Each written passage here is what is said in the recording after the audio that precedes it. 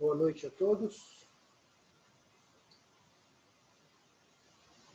Em primeiro lugar, aos meus alunos na sala Zoom. Espero que vocês, todos os familiares, estejam com saúde. E os mesmos votos eu faço, claro, para os meus convidados que estão no YouTube. Espero que vocês estejam bem, familiares, que a gente possa aproveitar a 16ª, bens a Deus, Masterclass que a gente vai realizar hoje. Mais uma vez, como já tem sido o habitual, a gente vai aproveitar exercícios que eu tenho colocado no Instagram, seja porque eu recebi mensagens pedindo para que aquele fosse trabalhado, digamos, de uma forma detalhada através dessas lives, seja porque tiveram um bom índice de aceitação com aqueles likes, que indicam que os leitores gostaram do problema. Ok? Bom, vou compartilhar com vocês a minha tela. Então, como sempre, vamos começar fazendo só um pequeno apanhado do que aconteceu aí na semana. Nós tivemos aí o Gladiator Challenge, agradeço a participação de todos, foram 10 pessoas, os desempenhos foram bastante variados. Aqueles que estão começando agora, não se assustem, realmente é uma prova difícil, ainda que só tenha questões oficiais do GMAT, tá bem? Porque, na verdade, o objetivo é simular um aluno que está indo para um Scaled Score de 50 ou 51. Então, a prova começa mansinha e, entre aspas, o caráter adaptativo vai fazendo com que o aluno precise, no final da prova, fazer algumas questões em sequência, que eu considero assim realmente mais exigentes, tá bem? Obviamente, para ter um desempenho maravilhoso não é necessário acertar tudo, mas se você erra, por exemplo, 4, 5, 6 questões em sequência, isso penaliza muito a sua nota, como aconteceria ou acontecerá no GMAT. Espero que não aconteça com nenhum de vocês. A diferença entre o meu simulado e a situação real é que se você estiver indo bem, e você errar algumas questões, a questão que virá será mais simples e aumenta as suas chances de acertá-la. Enquanto que no meu simulado não é adaptativo. Portanto, se você, por exemplo, se deparar com uma questão difícil e você errar, a próxima provavelmente vai ser tão difícil quanto, levemente mais fácil, a próxima vai ser mais difícil de novo. Em outras palavras, você vai ter uma sucessão no final dos meus mocks de questões bastante exigentes, e, digamos, isso é diferente da prova oficial, tá certo? Em relação à próxima data, será no domingo, o dia das eleições, 15 de novembro, às 19 horas. Tá?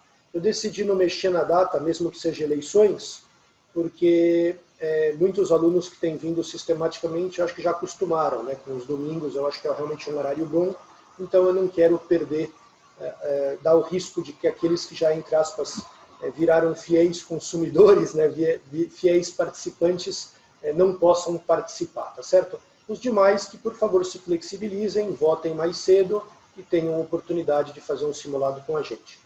Um aluno meu da sala Zoom comentou que vai precisar ir embora um pouco mais cedo, você é muito bem-vindo, naturalmente, como sempre, não tem nenhum problema, agradeço a gentileza do seu comentário, tá bom? Eu não cito nomes em respeito à privacidade de todos vocês aí. Bom, rapidamente, só falando sobre como andam os nossos cursos com lives. O Murmilo está com o grupo fechado. O próximo eu devo iniciar em dezembro ainda desse ano, se houver interesse. Então, se você gostaria de fazer aulas comigo preparatórias para o GMAT, com exercícios associados a cada uma das aulas de 50 minutos, acumulativos, com simulados no meio do caminho, gráficos de performance, tudo que os alunos que já fizeram Gladiator estão acostumados, num ambiente muito bacana, numa plataforma de ensino também muito forte, por favor, entre em contato.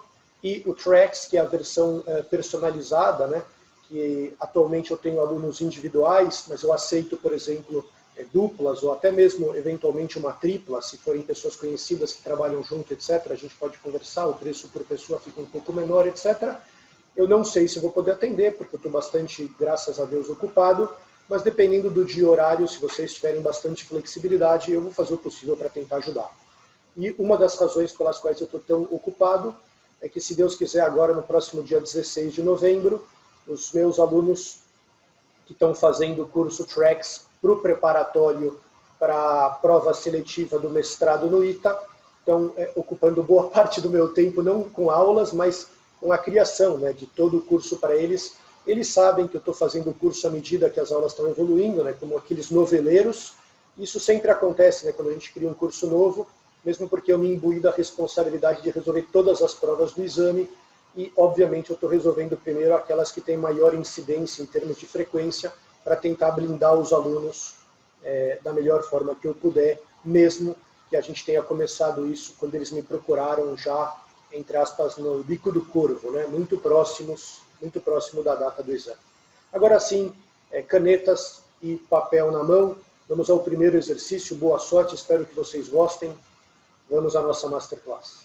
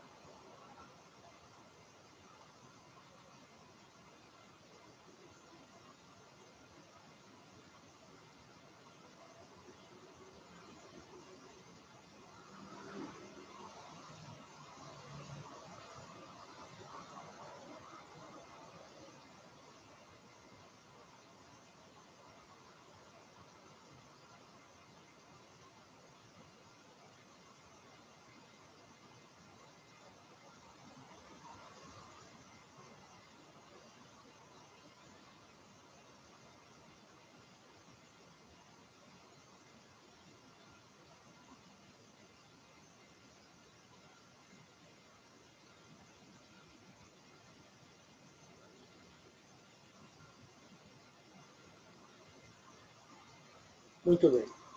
Trata-se de fato de um exercício, modéstia à parte, bonito, né, que eu postei já há algum tempo no GMAT Club e também no Beat da GMAT. Ele obviamente aborda a semelhança de figuras, em particular semelhança de triângulos, um pouco também de ratio, né? A gente vai usar a velha e boa técnica do K, como vocês vão perceber. E aqui eu mencionei, quando eu postei no Instagram, que até o momento em que eu tinha feito essa postagem, só 56% dos membros do GMAT Club que experimentaram o problema tiveram sucesso. Isso é um pouco, assim, na minha opinião, impressionante. Eu esperava um índice de acerto maior, porque ainda que as pessoas muitas vezes não tenham muito domínio de todas as forças que estão envolvidas aqui, como eu vou explicar para vocês, a verdade é que não é um exercício que tem muita cilada, né? Então, eu acho que às vezes a pessoa fazendo de uma forma porca, ela deveria chegar na resposta correta. Então não é aquele tipo de exercício que realmente separa o joio do trigo, né? Não é um tipo de exercício desses. Portanto, eu até fiquei assim impressionado, que eu achei que o índice de acerto foi menor do que eu imaginaria, porque não tem essa cilada que eu mencionei, tá bom? Pelo menos, na minha opinião, não explicitamente, né? Não aparentemente. Ok? Muito bem. Então vamos ao exercício. Ele pergunta qual é a razão desse segmento para esse segmento, certo?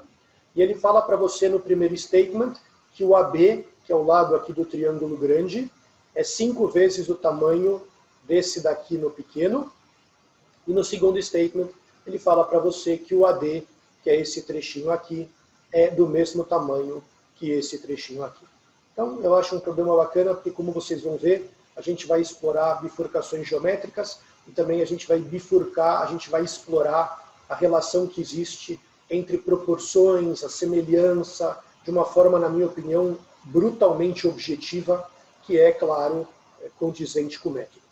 Então, a primeira coisa que é muito importante observar, na minha opinião, que está diretamente ligado com o que se quer, que é essa razão, né, entre esses dois segmentos, o DE e o FG, né, é que a gente tem, na verdade, 3 triângulos semelhantes. Por que isso é verdade? Deixa eu pegar a figura anterior que está maior.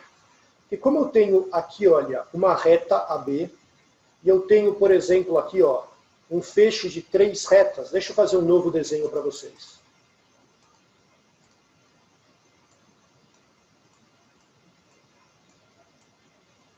o fato do examinador falar que esse ângulo é igual a esse, isso caracteriza o fato de que essa reta R aqui, ó, ela é paralela à reta S.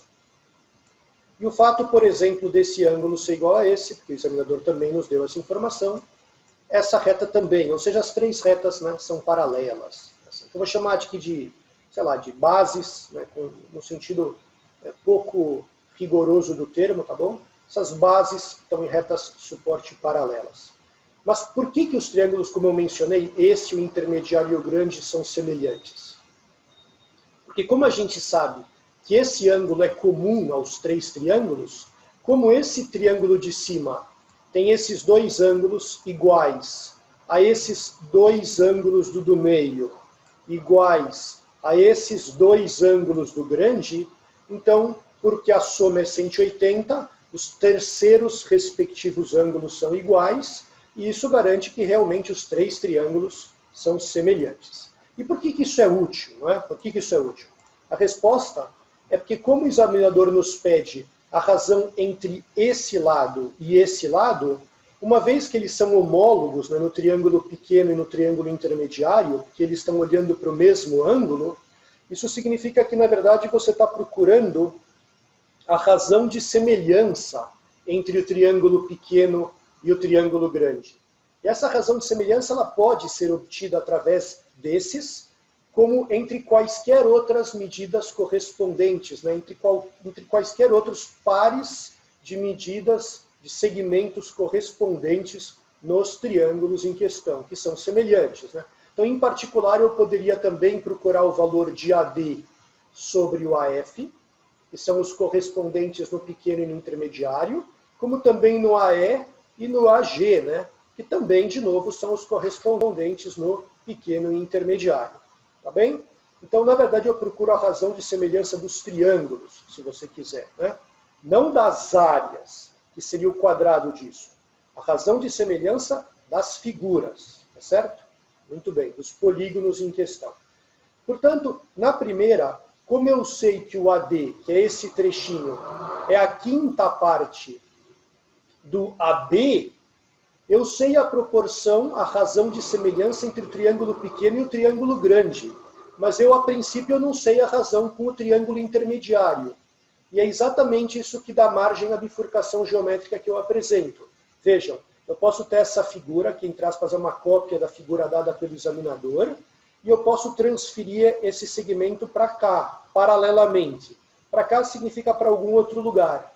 E por que isso é suficiente para ter bifurcado?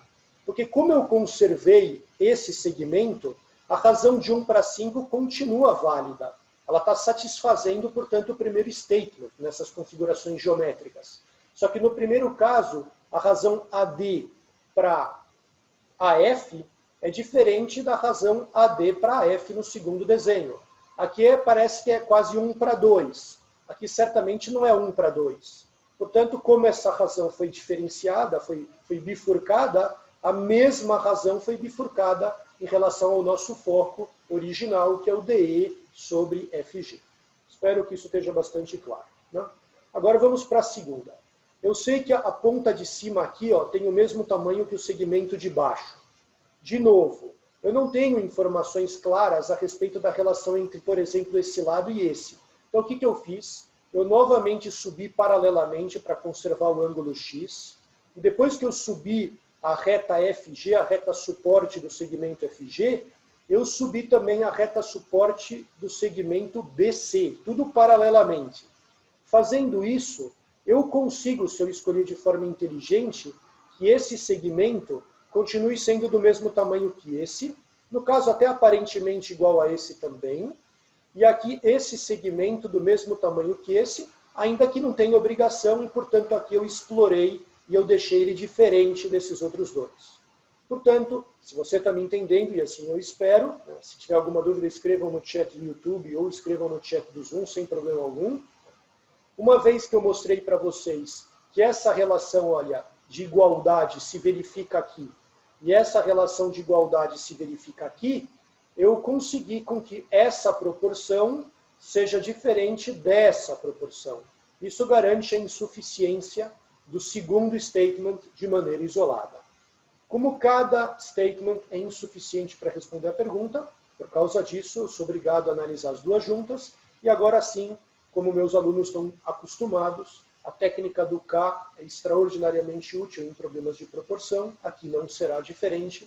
O nosso foco está, por exemplo, no AD para o AF, e eu optei por essa relação e não pela original, ainda que elas sejam a mesma, por um motivo muito importante, né?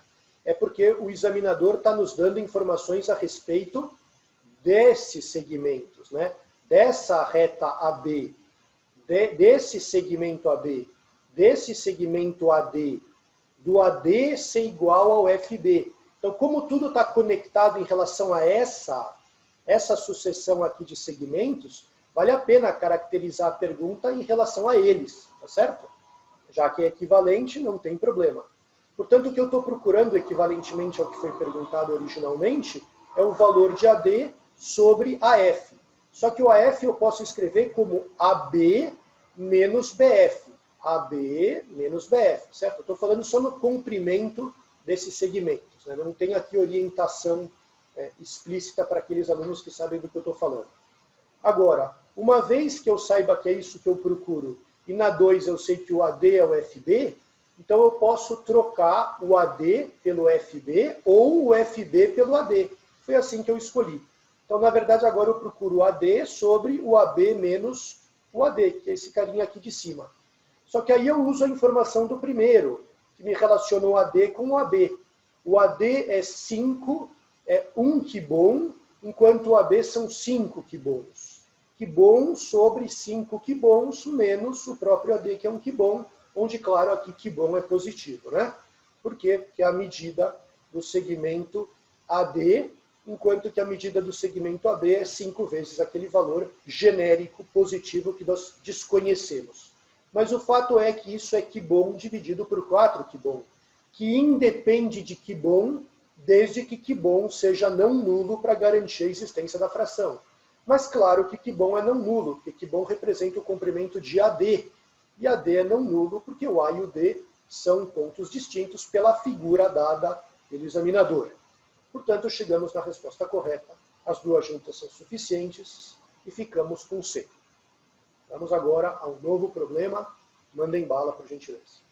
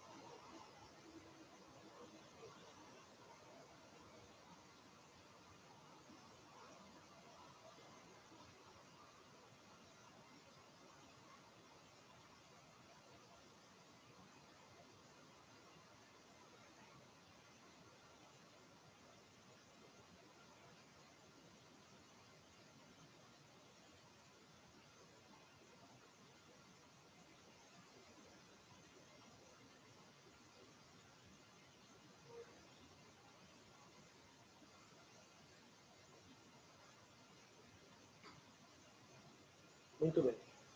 Esse exercício, na minha opinião, já é de um nível, digamos, mais exigente, tá bom? Eu acho ele, modéstia à parte, né, porque fui eu que criei, realmente bonito. Ele tem cilada de intuição, pela minha experiência, né, eu já mencionei em alguma masterclass anterior, mas antes de eu criar a minha plataforma online, né, meus cursos em vídeo e agora, né, minhas aulas ao vivo, eu lecionei aulas particulares e para pequenos grupos por mais de 9 anos. Isso foi muito importante porque eu entendi, né, como funciona a cabeça de um estudante e interagindo também com o pessoal nos fóruns, eu percebi de que maneira que as pessoas em geral lidam com problemas de data sufficiency. Esse exercício em particular é bastante perigoso. Por quê? Porque é muito comum as pessoas acharem, por exemplo, que essas informações dizem muito pouco. Por exemplo, a segunda. Pô, Fábio, tem um monte de formas disso dar zero. Por exemplo, 3 menos 3, 1 com menos 1. E, sei lá, 5 menos 6, está dando menos 1, mais 1 e 0. Pode colocar frações, pode colocar raízes. Tudo isso que a pessoa fala é verdade, mas não tem absolutamente nada a ver com o que o exercício pede. Isso, as pessoas que pensam dessa maneira, é como se esse tipo de argumento valesse para qualquer pergunta. Só que como o método explica, a pergunta é a coisa mais importante de um problema. E vocês só podem beber nos 2 statements em função do que foi perguntado. Então tudo que eu expliquei aqui é uma bobagem, uma perda de tempo e de foco que é absolutamente comum. Né? É uma pena. Então vamos falar um pouco a respeito do que eu sugiro, do que o método sugere. A primeira coisa é que essa expressão, que é a pergunta, que é o principal do problema, ela evidentemente pode ser trabalhada de forma a evitar com que a gente faça somas, ou seja, que a gente trabalhe com parcelas e a gente eventualmente passe a trabalhar com um pouco de produto, de fatores. E por que isso costuma ser bom? Isso costuma ser bom porque quando a gente está lidando com uma pergunta envolvendo sinais, é mais fácil, teoricamente, você controlar ou não sinais de um produto do que de parcelas. Não é?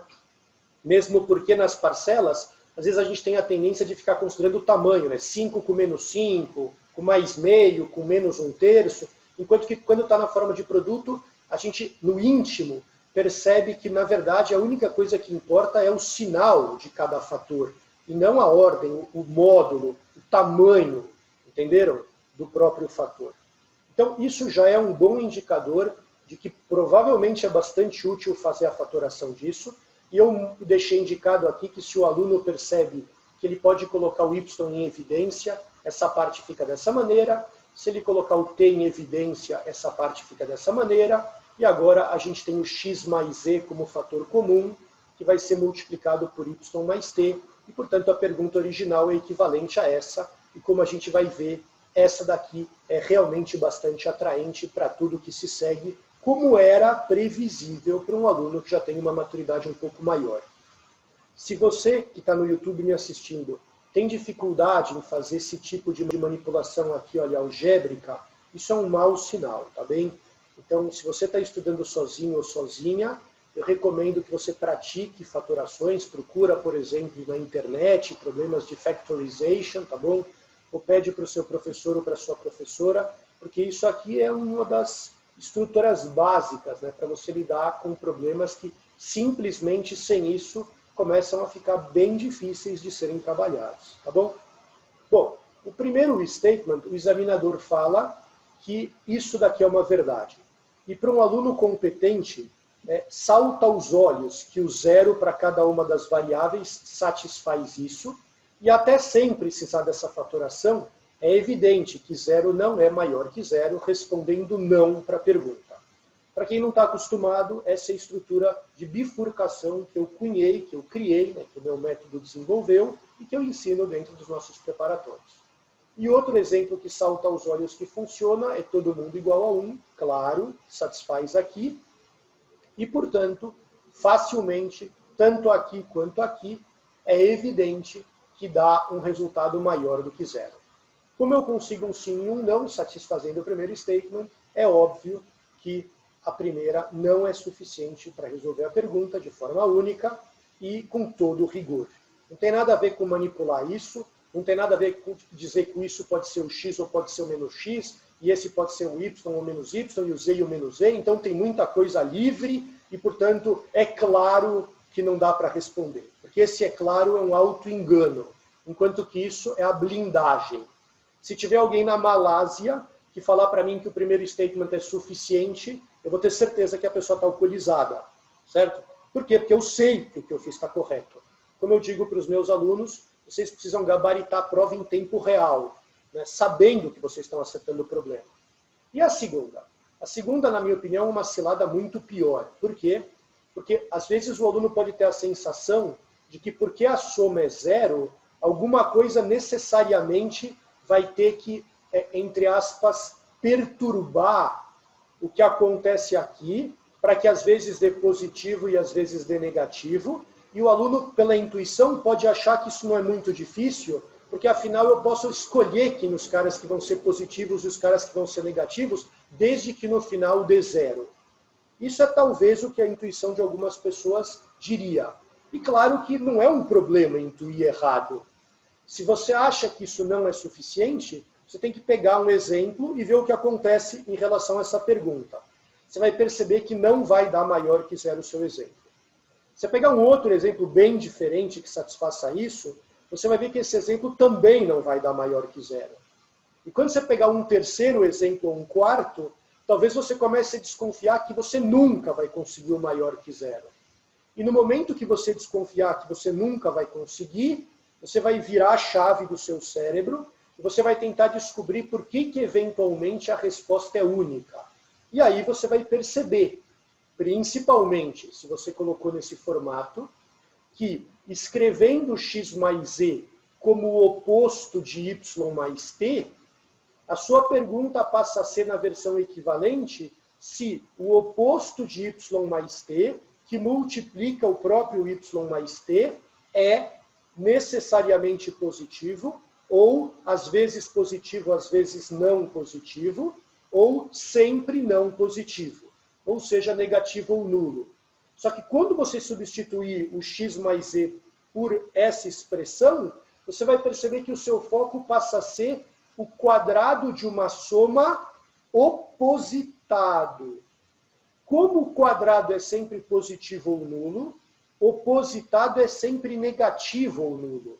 Portanto, eu acabei de provar que a expressão original na sua versão equivalente é sempre negativa ou nula, garantindo o que a gente chama no método de uma decisão negativa. Ou seja, garante que a resposta é sempre não. Portanto, como a primeira era insuficiente através de uma bifurcação, e a segunda é suficiente, a gente garante que a resposta correta é B de bola. Nesse problema, eu fiz questão de mostrar como o método protege o aluno, a aluna, mesmo que a pessoa esteja com uma intuição errada. Porque no momento que a pessoa acreditasse que a 2 bifurcava, na tentativa, ou seja, que a 2 era insuficiente, na hora de bifurcar, para confirmar a suspeita, a pessoa suspeita que ela está enganada e, com isso, ela vai para o caminho certo e, com um argumento técnico, ela pode blindar o problema. Aqui eu vou fazer um comentário em homenagem aos meus alunos da preparação para o ITA. Existe um problema que eu vou fazer com vocês ainda essa semana, que eu resolvi de um exame relativamente recente de prova, em que aparece uma questão no formato Data Sufficiency, que eu, Fábio, achei que o segundo statement era insuficiente. Tentando bifurcar, em 1 minuto e meio, no máximo, eu percebi que eu estava enganado, imediatamente eu tentei descobrir qual era a razão da suficiência, e em mais 40 segundos eu descobri. O que eu quero dizer é o seguinte: se eu tenho mais de 20 anos de experiência com Data Sufficiency e eu não confio na minha própria intuição, porque uma vez que eu achei que era insuficiente, eu fui bifurcar, por que os alunos que têm muito menos experiência acham que eles podem confiar na intuição deles? Mais claramente, se eu tivesse feito o exercício do ITA com a minha intuição e só, eu teria perdido a questão. Detalhe importante, a esmagadora maioria das questões do ITA não tem gabarito. Eles não divulgaram o gabarito. E a das poucas provas que eles divulgaram, tem algumas questões que estão erradas no gabarito. E, Fábio, como é que você pode ter certeza? Não é arrogância sua? Não. Eu tenho certeza que esse problema que eu criei tem resposta B. E se você tem alguma dúvida se eu tenho razão, é porque você simplesmente não entendeu os meus argumentos. O que é absolutamente compreensível, mesmo porque isso é uma masterclass. Eu ensino tudo isso passo a passo dentro dos meus cursos. Ok? É isso aí. Vamos ao próximo problema.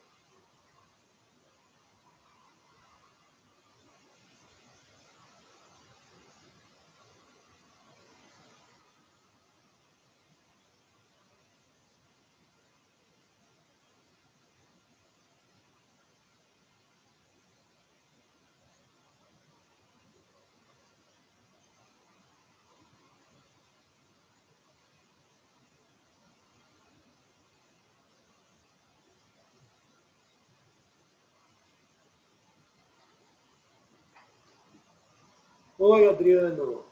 Boa noite. Desculpe, eu não tinha visto a sua mensagem no YouTube, nem sei se faz tempo que você me escreveu.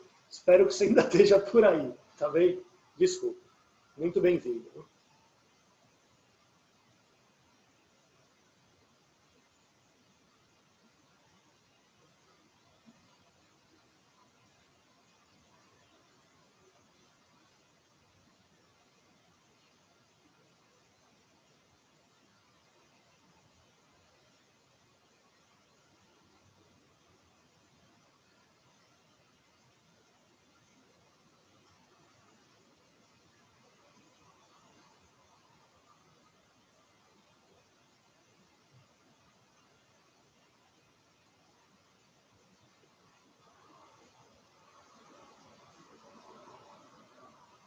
Puxa, imagina, Adriano.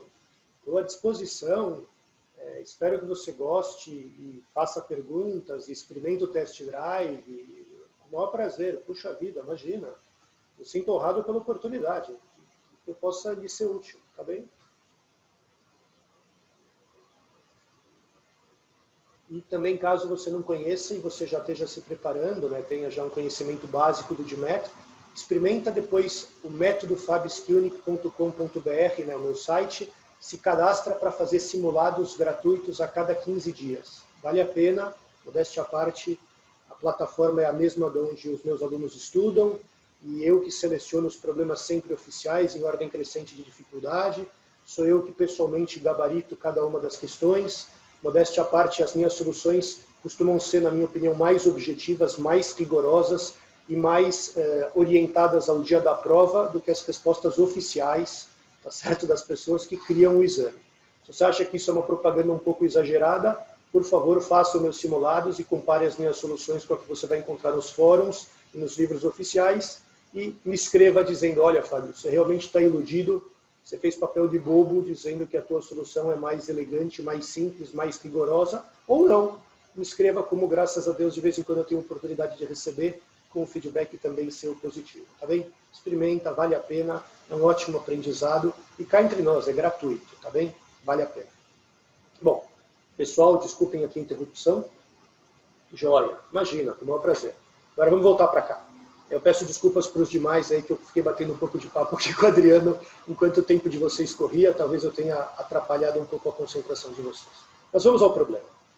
X elevado a 1 menos x vale 4, e o examinador, sou eu, né, no caso, pergunta qual é o valor dessa expressão chatinha.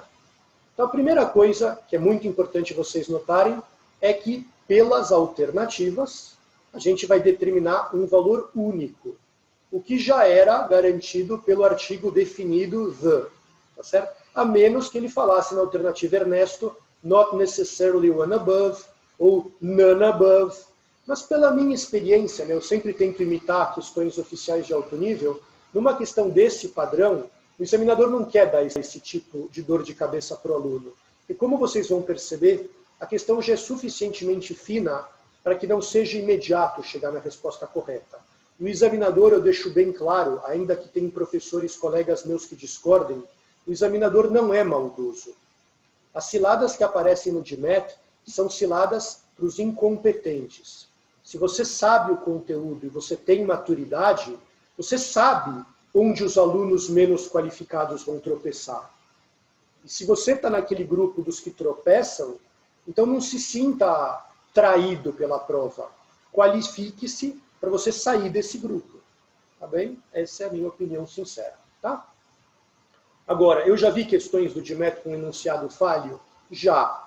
Mas, puxa, em 21 anos, eu vi, sei lá, 5 questões oficiais que eu tenho críticas.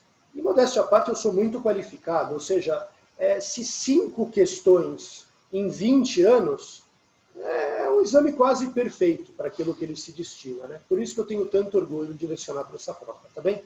É a minha opinião. Claro que eu respeito quem pensa diferente.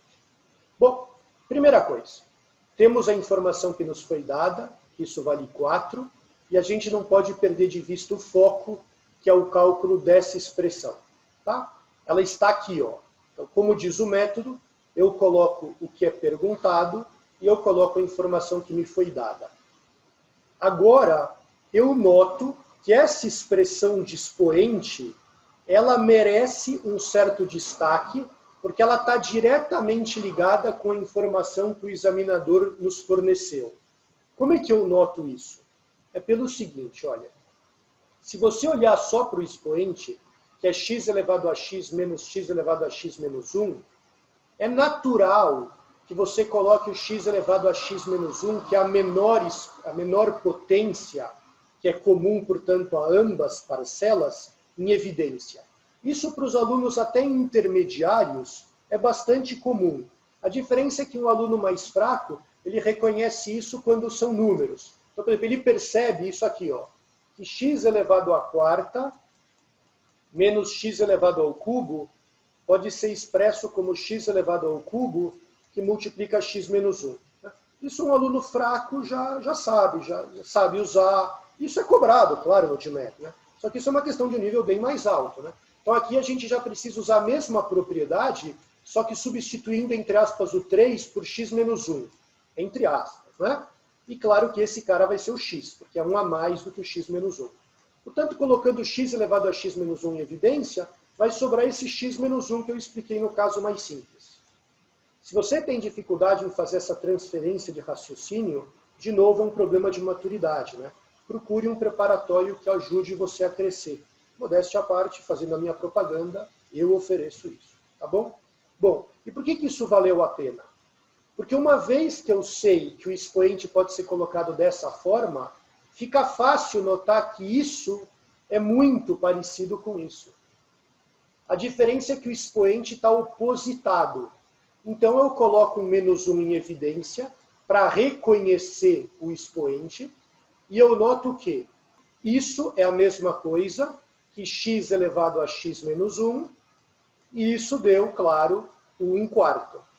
Moral da história, eu já descobri que isso é 1/4 e, portanto, o resultado do A é x menos 1 sobre 4. X menos 1 sobre 4. E agora, o que eu procuro é x elevado a A. Portanto, é x elevado a x menos 1 sobre 4. A raiz quarta de x elevado a x menos 1. Só que, de novo, x elevado a x menos 1 é 1/4. Então, eu substituo a parte de dentro por um valor numérico. Percebam que, focados nas alternativas, eu estou procurando trazer as variáveis para número, porque assim eu me aproximo do que eu procuro. Portanto, eu fiz uma primeira mudança a partir da igualdade que me foi dada, e eu consegui substituir esse trecho por 1/4, e depois eu consegui de novo separar esse trecho por 1/4, essa expressão por 1/4. E agora, digamos, um aluno intermediário já termina isso com desenvoltura, né?